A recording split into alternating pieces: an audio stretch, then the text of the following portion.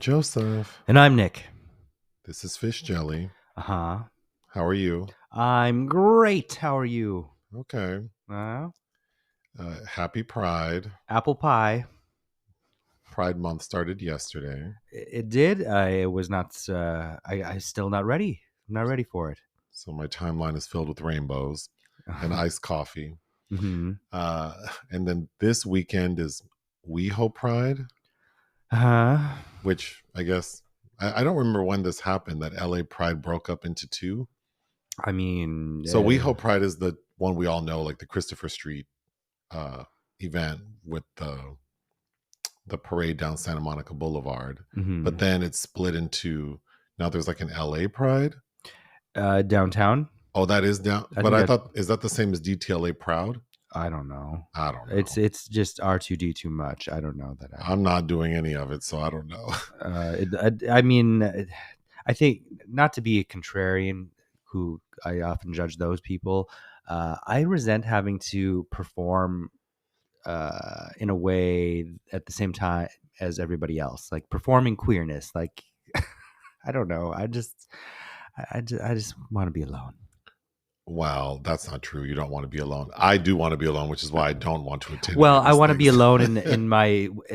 I want to drift through the world in the places that I like to haunt, and not be stuck against the wall and unable to move about. Does that make sense? I'm stressed out by large crowds and parking and access to whatever it is I might want, like a drink or food. So it's just in general, large events like that seem stressful to me.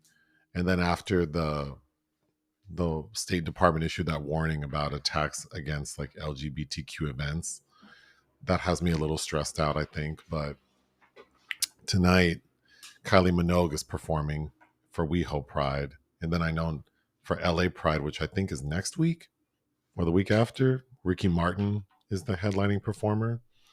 So that's cool. Wowie, wow. Yeah. Speaking of other gay things, I attended, there is a nonprofit organization called Camp Lightbulb. Uh-huh. And I went to an event, not really knowing what it was. I had just given money to go to the event. But it's this organization that sends like young queer trans youth to camps in cities where they might be more accepted. So like they have a camp in LA, one in Provincetown, and one in New York. So it's just raising money for these kids to go to experience like diversity and inclusion in a safe space. It was nice. It was my first time going to something like that. Mm-hmm. Which I don't know. I mean, if I become a rich and famous notable person, I think that I would probably give silently. Maybe I wouldn't. I don't know that I would. It just felt a little. I don't know that was my environment. But sure, the thing I wanted to point out was, because I'm not used to these events, I guess I didn't realize that at some point in the evening, they're going to ask you for more money.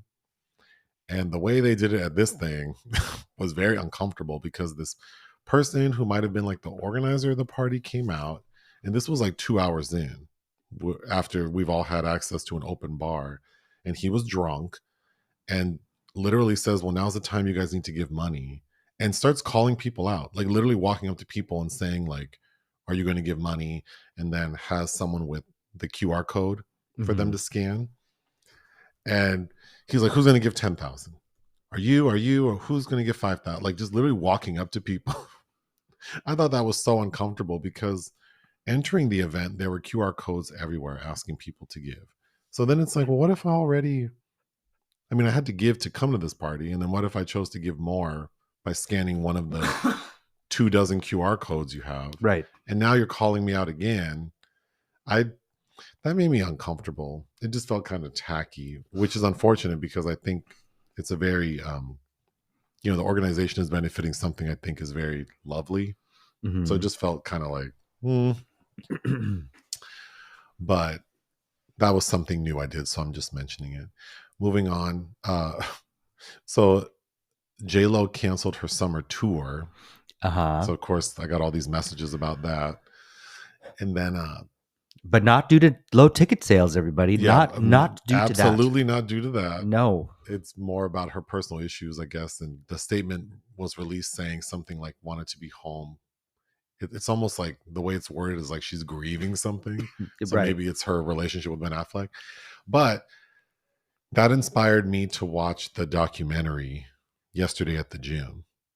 And Uh-huh. I have to say, because I reviewed by myself her movie This Is Me Now on our Patreon, and Uh-huh. then you had watched it, so we talked about it on this podcast. Yeah.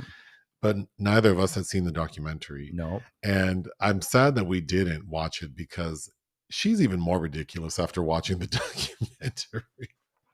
Well, this is also the second documentary about her. There was one a couple years ago. Well, this one is about the making of the project, and she Uh, talks about how like a studio had someone had offered to pay for it, and then she started production and they backed out, saying that musical albums or visual albums never work.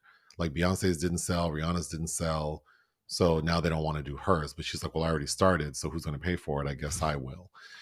And then she talks about how she knows no one's going to understand it. Like, okay, so a studio backed out because they don't think it's going to work. You're acknowledging that you know no one's going to understand it. We even have Jane Fonda in the thing telling her, like, girl, I don't understand why you're doing this. And J Lo's like, I know no one's gonna get it. Okay.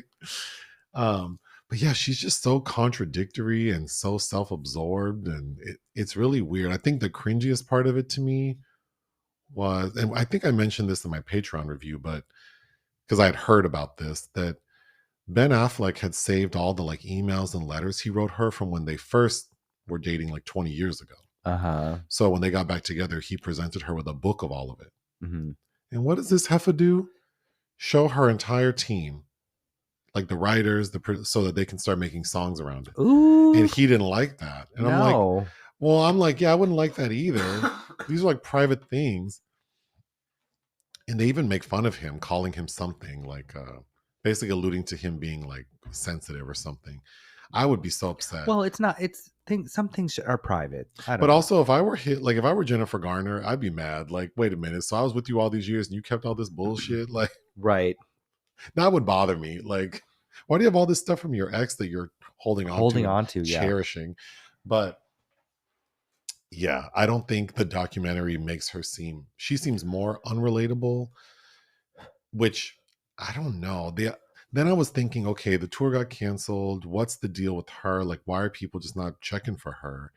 And then I think it's because she's not giving people who like her, like, there's just this onslaught of shit constantly from her.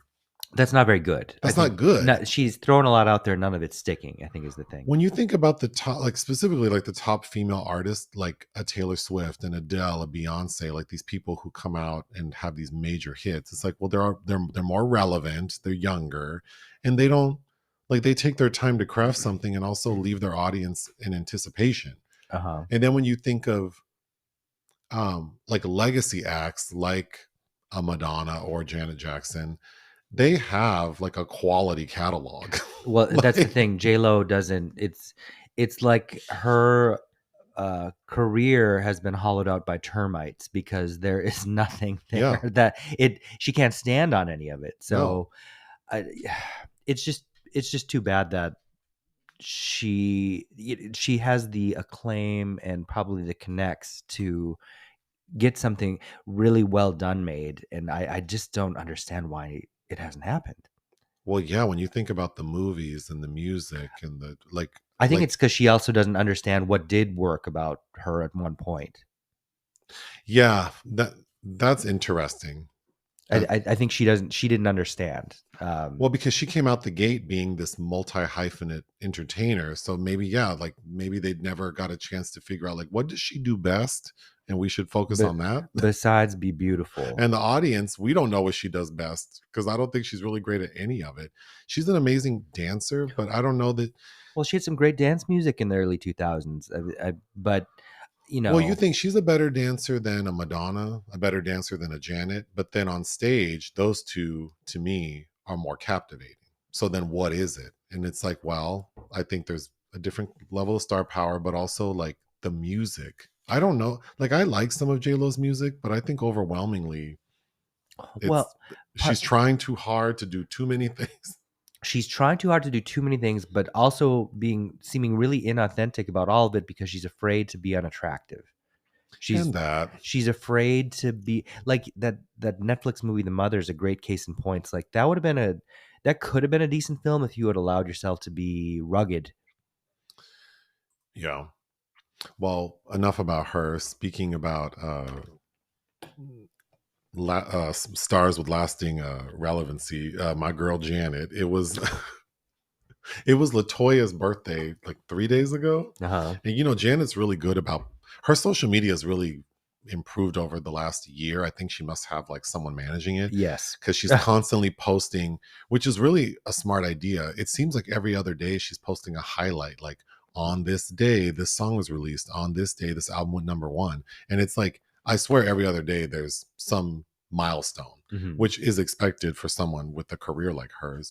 And she also is really good about posting about people's birthdays. But it was LaToya's birthday 3 days ago. And Janet posted a picture of her with Rebe and LaToya. So Mhm. like back from like the late 70s. So they're younger. And she writes, sending so much love to my beautiful sisters, praying for good health and happiness today and always. LaToya, wishing you a very happy birthday. I love you both. So I felt like this was a little shady because Janet posts birthday wishes for a lot of celebrities where Mhm. they get their own little thing. Uh-huh. But for her own sister, who wasn't featured in her documentary, who we know that Janet has had some issues with, she doesn't even give her sister like her own post. She has to highlight her She sisters like Rebe on LaToya's she birthday. has to have a buffer. Yeah, Yeah. there needs to be a buffer for her to wish her uh, Well, I good mean, old LaToya happy birthday. LaToya did screw the family over quite a bit in the early 90s. I got messages after the most recent episode of All Stars 9, RuPaul's Drag Race, because the top two queens lip sync to Janet Jackson's number one hit, Black Cat, Uh-huh. who I think she's still the only Black woman to ever have a number one song on the Hot 100 and the top rock song. But I don't, you know what? I don't even remember who lip sync to it. Got Mick God Mick, and Nina West? No. Vanjie. Vanjie, yeah. Was it Got Mick and Vanjie? I think it was Got Mick and No, Vanjie. it was now that you're saying it, it was Roxy Andrews and Vanjie. Oh, yeah, yeah, yeah. Because Roxy Andrews wore like a leopard print. Oh, and they both won. And And they I liked Vanjie more. and I was so first of all, that tie was weird because I think if they were going to give a tie this season, I thought that Georges and Angeria's lip sync to Whitney Houston's $1 Million Bill, the dance remix, was more worthy of a tie. Yeah, because I didn't care for whatever Roxy was doing. I don't think either one did the song that much justice. If I had to choose one, I would say Vanjie was giving me more Well, energy. she was doing more Janet-ish choreo. Kind Yeah. of. But I felt like this song is more about like headbanger. Yeah. So Roxy was at least standing still more, but then Yeah. she was trying to be like elegant and flowy. And this song is not either of what those two were doing. Mhm. But of course, I was happy to hear another Janet Jackson song as a RuPaul's Drag Race lip sync selection, Oh, yes. because we know RuPaul loves Janet. Mhm. My final topic in this section is, what is your relationship with drinking water? I try to drink water every day, a large amount of it. Well, I was thinking, when I have a point to this, which is a very simple, stupid point, but I was thinking, yeah, because so currently every day I drink a gallon of water. Like I Mhm. have my little reusable thing, Same. Mhm. but I don't think I started drinking water until like a few years ago. Because when I was a kid, I definitely don't recall like actively thinking I need to drink water. And then as an adult, like in my early 20s, I would never drink water. Uh-huh. So it's just so odd to me that it's not until I was in like my late 40s that my late 30s that I started like thinking, oh, I need to drink a nice amount of water every day. Well, yeah, because when I met you, you were well, they might have been more paranoid health issues, but well, because when I met you, you straight up told me you were pre-diabetic, which is not true. But you weren't drinking water, and I remember trying to force you to drink water, and you'd say, "I don't like the taste of it." Yeah, that's a really dumb thing to say. I don't know why I would say that, but I know that I wouldn't drink water. Like I just never thought about it. I remember being in my early 20s and discovering that I felt better when I was drinking lots of water. Like there were a couple times where I'm not feeling well, and I remember chugging water and being like, "Oh, this is what I should." It makes me feel better. Yeah, I don't think I put two and two together about be staying hydrated until much later in life. But I only brought it up because we use a Brita filter now. This in the past 2 years, this is the first time we've used the Brita because Uh, like previously we had like a refrigerator and we would just drink that water, and then before that we had like the filtered water, like we had like a filtered water system like attached to the sink, and so this is the first time we use the Brita filter. And then I decided to upgrade our Brita filter to the Elite, huh. and I have to say I really like the Elite filter. It's much better, yeah. It is much better. Because every morning we'd be playing these water games. Yeah. So shout out to Brita. If they want to sponsor us, you could send me a bunch of these filters. But the Elite Brita, and I like how the container lights up to tell you that the filter's still good. So that was an ad, I guess. But anyway, Oh. moving on to the restaurant section. Um, Before that Camp Light Bulb event I went to, I met the people I went with at this restaurant in West Hollywood called the Evely Hmm. or Evely, which I thought was really cool. And the only reason I brought it up is because I think that it's unfortunate that there are so many interesting places in like where we live to visit, but then it's like shit is so difficult. Like the Everly is on the Sunset Strip, so of course there's no parking. It's super busy. Like trying to get there, like for happy hour, it's like the worst traffic. Hmm. So it's just unfortunate that some of these really cool places are just like I would never think to go there because they're difficult to get to. Yeah, I just no food is really as good as being fucking stressed out getting there. But it was beautiful. The history of the space, like it used to be like a farmhouse that was over an orchard, like before that area was turned into this commercial space that is now, and it overlooks the city. It's not super high up, but the view's beautiful, and it has a beautiful outdoor space. It's very rustic. It's just such a super cute space. But Hmm. yeah, it's like when would I ever? I mean, it would have to be like I'm already needing to be over there, so like kill two birds. But Yes. moving on to the advice question section, Oh. we get a lot of probably the number one question we get on YouTube videos is where can I watch this movie that we just reviewed. Uh huh. So just to let people know, if you go on IMDb Hmm. and look up a movie, like on the right hand side of the page on desktop, if you're looking like towards the top of the page, it'll tell you where you can see it, like which platforms. Which platform? Yes. And sometimes we watch stuff that's not available. Like you have to do a little research, but But the point I'm trying to make is IMDb is a good space yes. to figure out on what platform a movie is showing. And if it's a current movie in theaters, that section will show showtimes. Uh huh. Yeah. So just so people know. Moving on to films released we didn't cover. Ezra. Oh, we're out of that. Yeah. I think we were still because I was still in France when I asked you what you wanted to review this week, and you only came back with two selections. um, but Ezra is directed by your buddy Tony Goldwyn. I was surprised you didn't want to review this. I'm tired. I'm But De tired. Niro and Bobby Cannavale and Rose Byrne are in it. Young Woman and the Sea. This looked so dull.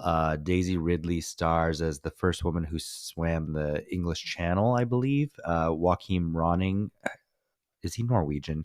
Um, Directed. It's a Disney film, so I don't know. We didn't make time for Backspot. it. Excuse me. Um, It's a directorial debut by D.W. Watterson, but it sounds really interesting because it's about a cheerleading squad, but it sounds like it's a almost like a dramatic thriller. And Evan Rachel Wood is in it. Um, read that it was compared to something like The Novice, which was a film I did like with Isabel Fuhrman. The Dead Don't Hurt. I almost saw this before I went to Cannes. They had a bunch of, I think it's Shout Studios film, had a ton of press screenings, but Viggo Mortensen directed and stars in it opposite Vicky Creeps, and it looks like a Western. Handling the Undead. I thought this movie was so dull. It was one of like 3 Renata Renzva starring films out of Sundance this year, and it's directed by Thea Wiesendal, and it is based on the same is a book by the same writer as Let the Right One In. So I was very curious about it. And it's basically about zombies, but it is very dull. I did not care for it. In a Violent Nature. We almost saw it. There was a last minute press screening. I think we were just exhausted.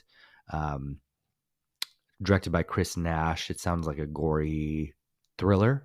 But I was reading about it, and I almost wanted to go see it yesterday in the theater, but that would have required, well, whatever. Anyway, Jim Henson, Idea Man. Ron Howard, who I don't really care for, but I do like Jim Henson. There's a new documentary out about him on Disney Robot Plus. Dreams. Robot Dreams I really liked. It's an animated film. I think it's a neon feature. It had an awards qualifying run, I think, last January, or I had to watch it for awards consideration stuff. But anyway, directed by Pablo Berger, who's Blanca Nieves, Snow White version from like 2012 I really liked, but highly recommended. What You Wish For. Some new horror thriller. The director's Nicholas Tomney, but Nick Stahl is the lead, and I think it's about a chef that gets called to a house and things go haywire or something. But I would watch this. Yeah.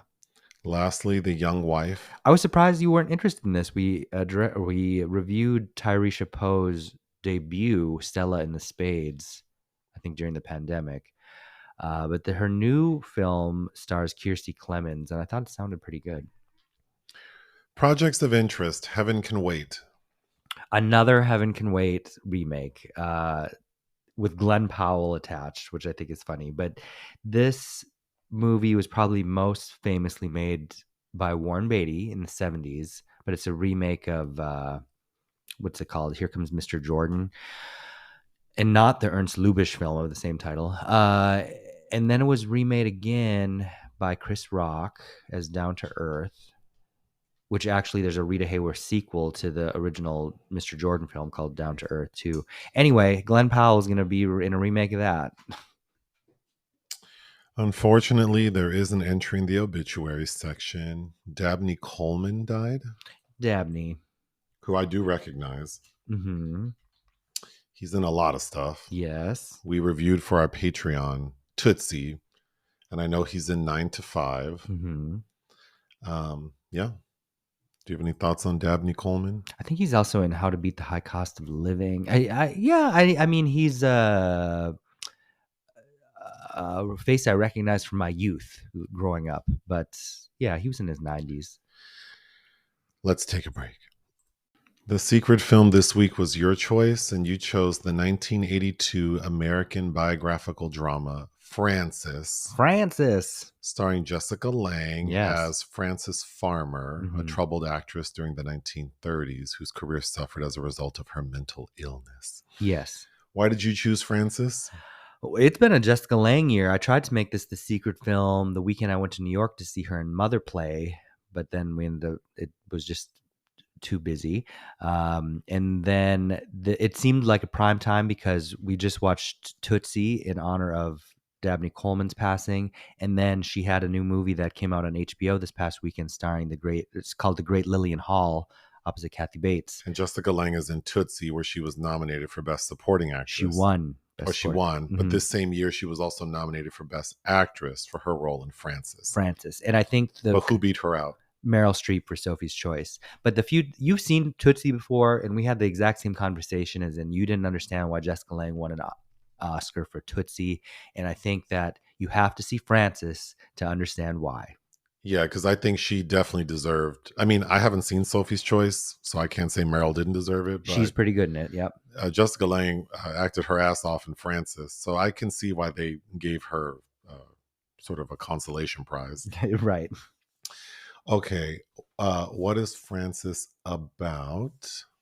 Let's see here. The story of Frances Farmer's meteoric rise to fame in Hollywood and the tragic turn her life took when she was blacklisted. I don't think that's a very good premise. Not Ba- really. no, but basically, Frances Farmer was this woman who sort of the the film. I'm just going off what the film is saying. From Seattle, by the way. But we really don't get a sense of how or why she became an actor, but she does, and it seems like she's more interested in other things. Um, but pretty early on in the film, we see that she's struggling with her mental health. So that all comes to a head. She gets placed into a psychiatric facility, and then she spends the bulk of the movie sort of going in and out, dealing with her mother, who's problematic. Played by Kim Stanley, who was also Oscar nominated and lost to Jessica for Tootsie. But everything culminates in Frances getting a lobotomy. And then the final scene of the film is her some years after that doing an interview. And she seems very different. She's much more sedate. And throughout the film, a man she met when she was a teenager was sort of in and out of her life throughout. He sort of loses contact with her, but sees her on TV, rushes down to go find her. And it's clear she remembers him, but her feelings have changed because before they kind of had like they had a deep friendship and then it was somewhat physical. Mm-hmm. And when she's reunited with him at the end, she doesn't really, she's she's acting differently towards him, very flat. And then the final shot is the two of them just walking home. And then we're told that Frances Farmer died at the age of 56. Only did one more movie. And that's Uh, the end. and of course, that man is played by Sam Shepard, who was her partner of many years. You know, the film starts with, which I think is funny because we went on or talked about this at length about Baby Reindeer, but the film starts with that this is a true story based on the life of Frances Farmer. So I don't know how that goes together. Like, how can it be true if it's based on? But anyway, before I start, I was reading about her, and I think on all accounts, like there's more evidence to show that she was never lobotomized. Yeah. Mm-hmm. And then I read that the director of this film, whose name is, Graham Clifford. Mm-hmm. We'd love to talk about him for a second. well, we can talk about him right after this because he said, after people challenged the fact about her being lobotomized, he said he didn't want to nickel and dime audiences with facts.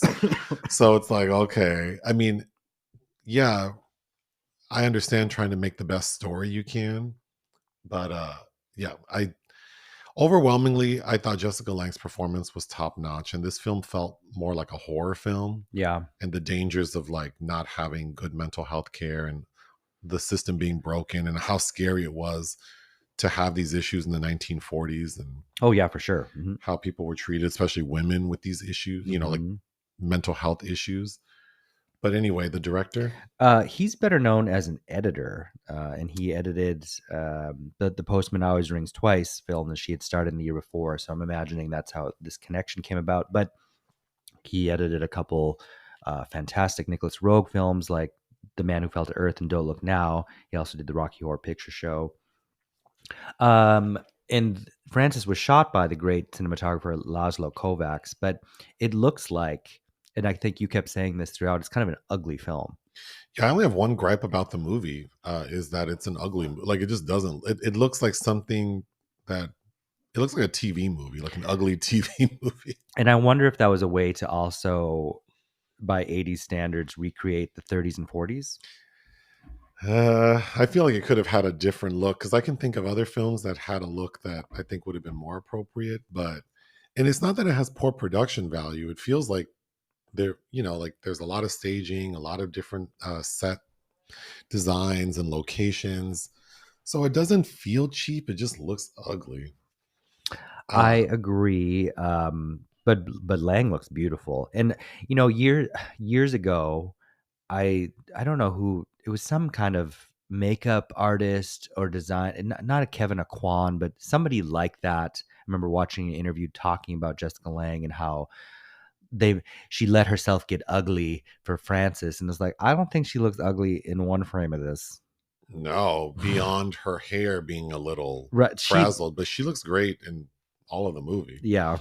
I'm just going to go through my notes. So when we first meet her, she's in high school and we hear her writing an essay at home. And it's very obvious that her parents don't have a good relationship. Like the dad loves his daughter, but he can't stand his wife. Yep. And the wife seems very like one of those, like, Showbiz moms. kind of, yeah. But anyway, we see Frances enters an essay contest, Mhm. and when she starts reading her essay, and we realize that it's about like there's no such thing as God, like God is God's dead, dead. and of course everyone in the audience is offended because it's 1931. But she wins this contest, and she wins $100, Mhm. and we see her mom is so proud of her, and Mhm. is giving like talks about her daughter and how she raised her to be outspoken, and then subsequently like years later, Frances wins a trip to Russia, the USSR, to do something. And of course, people have an issue with that. But her mom is doing interviews saying that Well, the mom does too. The mom does not want her to go. no, but the mom is also very supportive of her daughter's like shine. Yes, and that I think that's where we first see the mom's contradictory responses to her daughter, because uh, Frances says like, "Well, that's what you taught me, to pursue my dreams and screw everything else," basically. Yeah. But something I liked about the film is that we don't waste a lot of time with all of the background. It's literally like she reads her essay, wins the contest. We flash forward like 6 years. She's going off to Russia, and then we don't even see her Land get. in New York. We don't even see her get on the plane to Russia. We see her get on a bus headed to Minneapolis, and then we're told like, yeah, she went to Russia, came back to New York, didn't like it, and became a contract player for a Hollywood movie studio. Which happens to be Paramount, we And should this say. all happens within the first like 15 minutes. So I Mhm. kind of like that we get to the business very quickly. And I have to say, every time I see Paramount Studios, it is so odd to me that we live across the street from I it. know, I know. But yeah, Frances very quickly becomes a movie star. I will say the premise I read talks about her meteoric rise to fame. I don't know that the film does a great job of calibrating, because I had never heard of Francis Farmer, except that I know that it's referenced in something. And I think I actually am aware of that Nirvana song. Frances Farmer will have her revenge on Seattle. Well, I've referenced it before in some live we did. But you know who I kind of probably would have categorized her with? Who's that other actress who was, I think, kidnapped? And Patty she, Hearst? yes. Okay. To me, Patty Hearst and Francis Farmer are like the same kind of thing. Okay. As in Like that's about as in how, cultural footnotes? yes, like that's Okay. about how aware I was of her.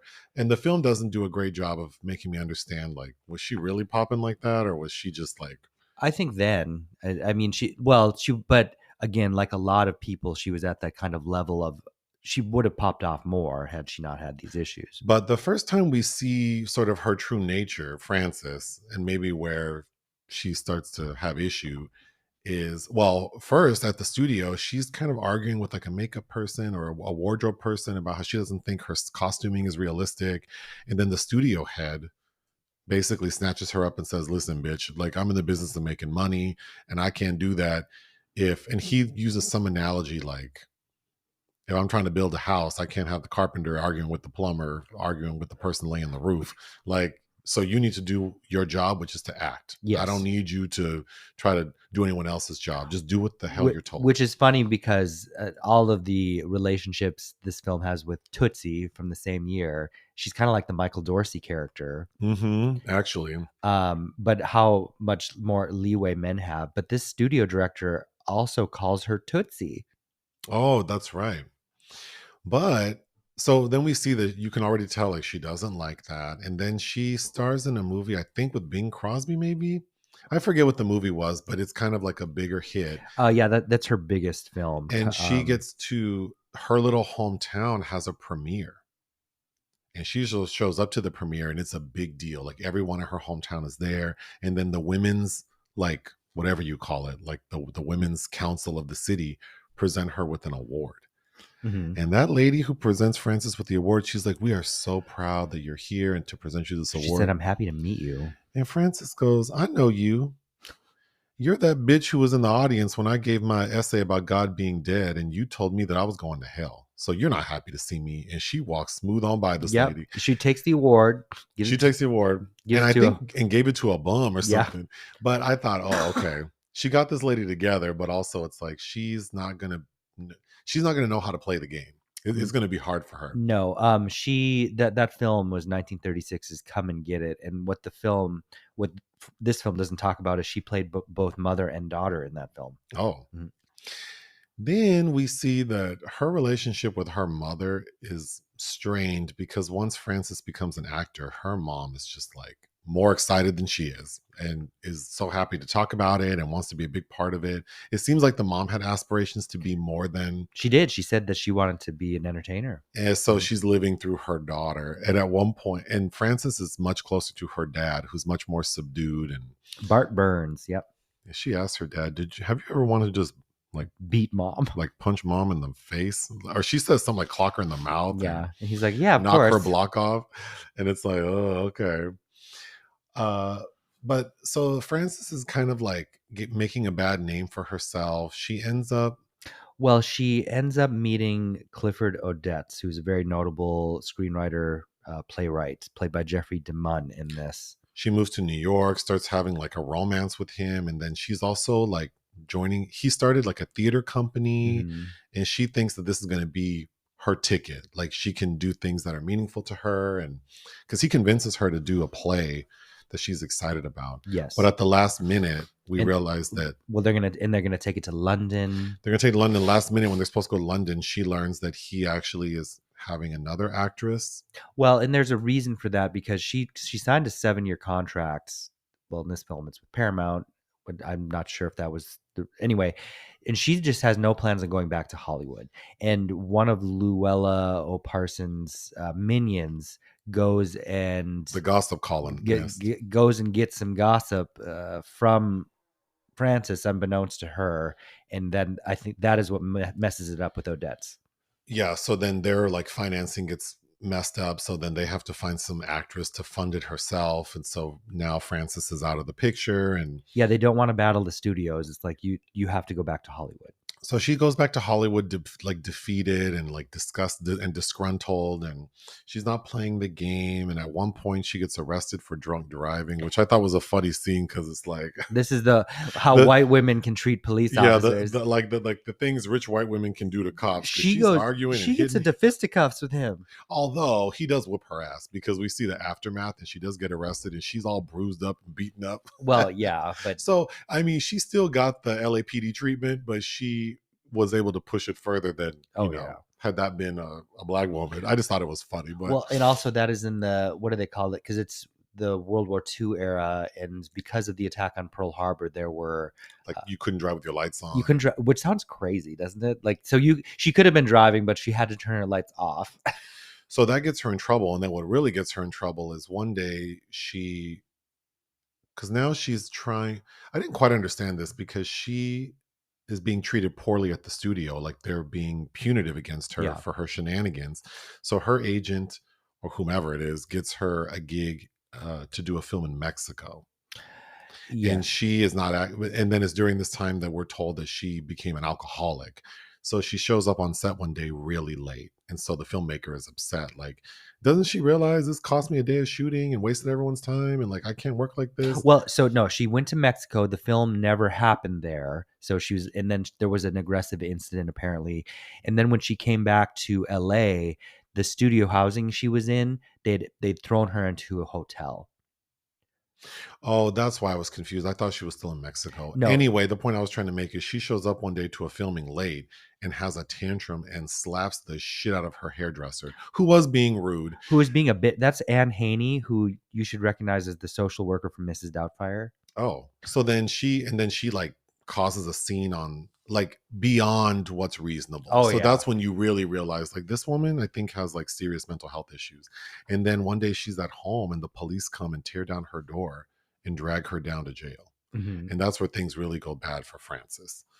because then she gets in lieu of jail, her mother uh sort of finagles her to go into a psychiatric facility, Mhm. but then Frances doesn't want to be there, and Well, she's just her own worst enemy. she is, and we can talk about it. But yeah, the second half of the movie is just her. I mean, she escapes out of the psychiatric facility twice with the help of her friend, who's very handsome, and her real life husband. Sam Shepard, yeah. Yeah, Sam Shepard was Jessica Lange's real life husband.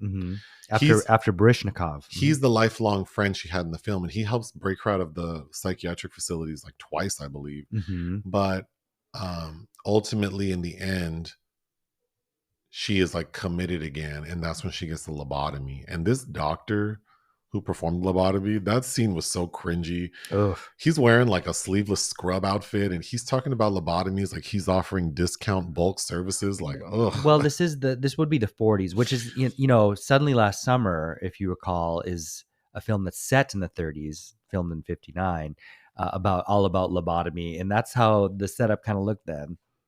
But that's all my notes, because my overwhelming feeling finishing this film was like, it's just so unfortunate that, mental health care during that period was so like rudimentary. And, part of it was just like science and research and pharmacology had not, caught up. It wasn't where it is now. So then they were using these very harsh tactics and It was ECT and ice baths and locking people, strapping people up and not doing actual therapy, and like the conditions under which people had to stay in these facilities were just inhumane. well, anybody, and you got thrown in there, anybody that acted outside of the rigid parameters of what was considered normal.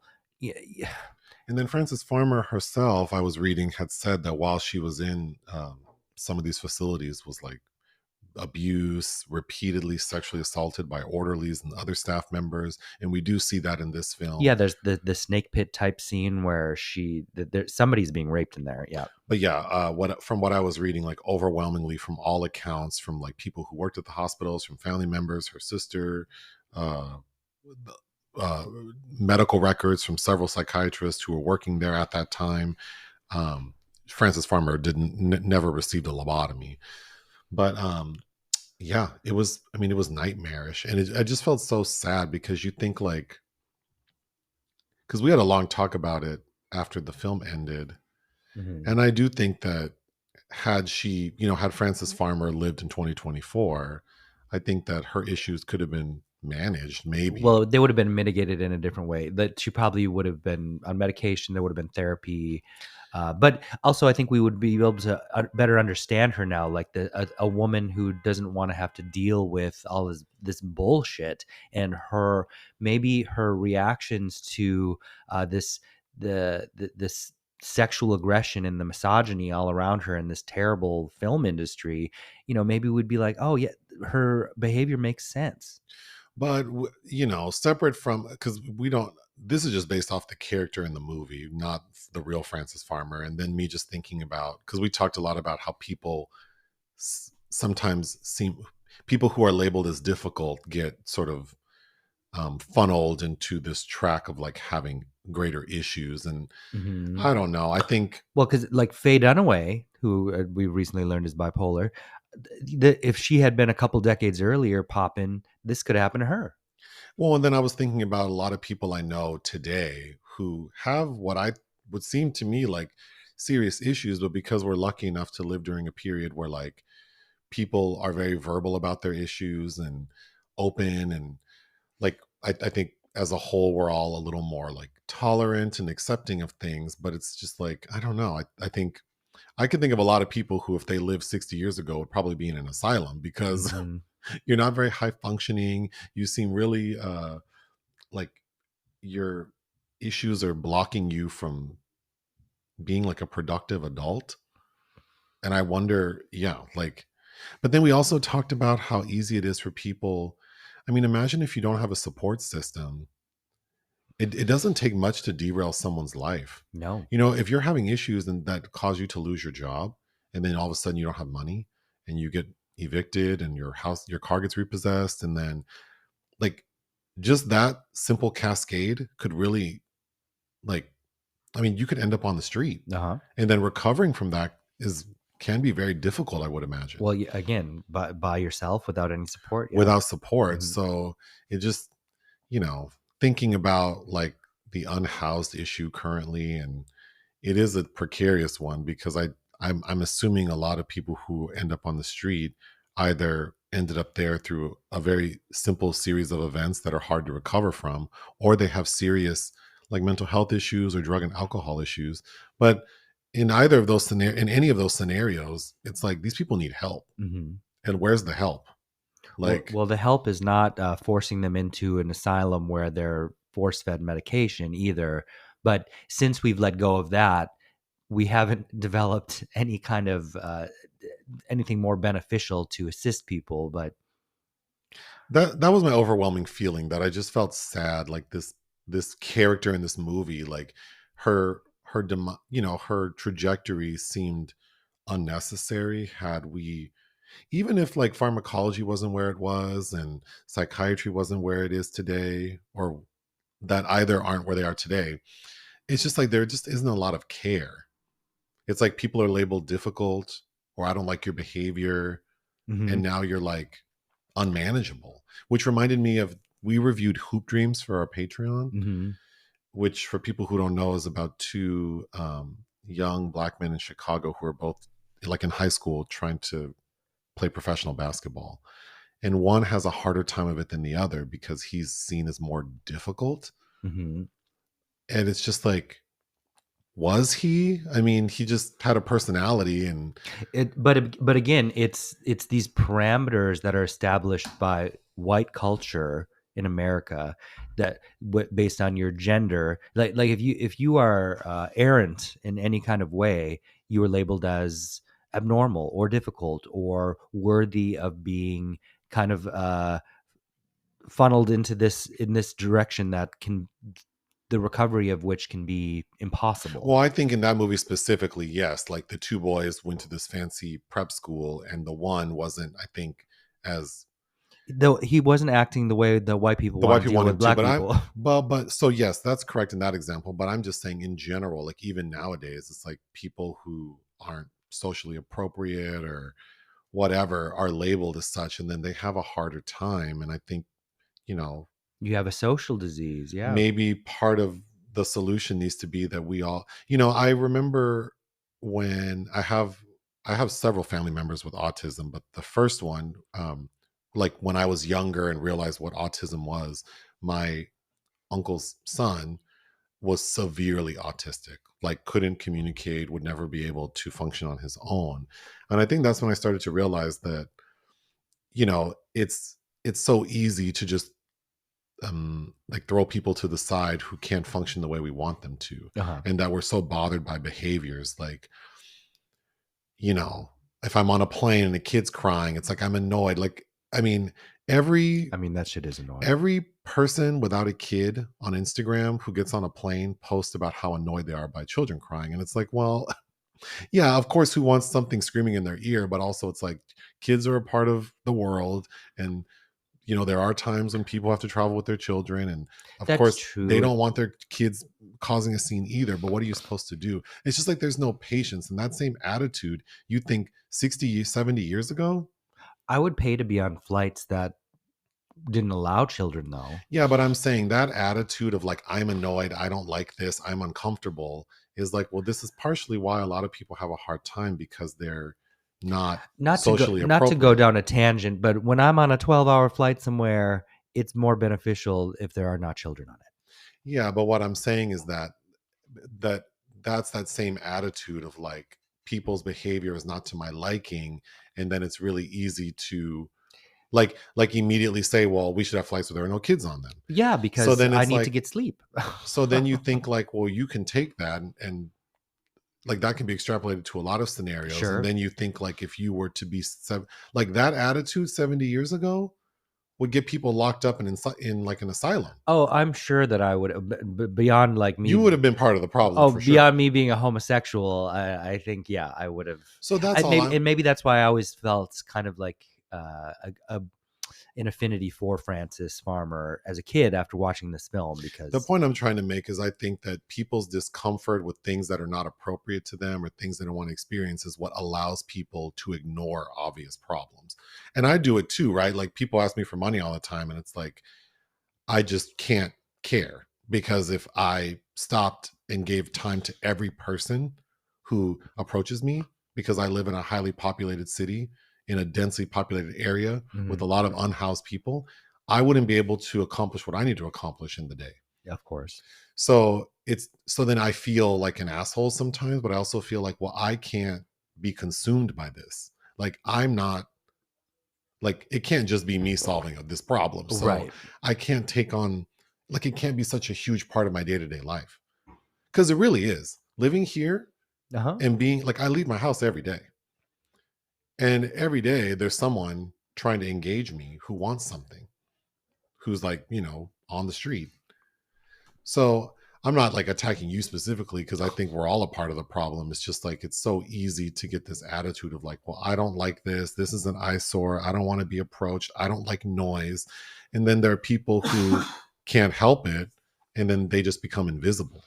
Yes. Right? People who are neurodivergent, who don't know how to be quote unquote socially appropriate, they get like castigated to like, like a status of being like invisible. Uh-huh. And I don't know, that's what I thought of watching this movie, is this lady somehow got into like a system and in a career that didn't like her speaking up for herself or having ideas. And maybe that's partially her fault. Like Frances Farmer probably in this movie shouldn't have been an actor, right? Right. Not in Hollywood. Her dream was Broadway, Theater right? maybe. But But also it's like they should, it's also like these studio heads and these people who just wanted to use her to make money. Is like, well, maybe part of their responsibility was to recognize that this person is not. but I mean, her, Find some other beautiful blonde who'll play the game. Let this lady go. she's Not like ruin her life. a cautionary tale. But all of these there were a ton of women. These 7-year contracts were kind of ruinous. But Betty Davis and Joan Crawford and Judy Garland and Ida Lupino and all these other that all of these other women were struggling so hard to get work that was better. And against these contracts and these sexist, misogynist studio heads, and they're all trailblazers, but uh, she's kind of a forgotten one.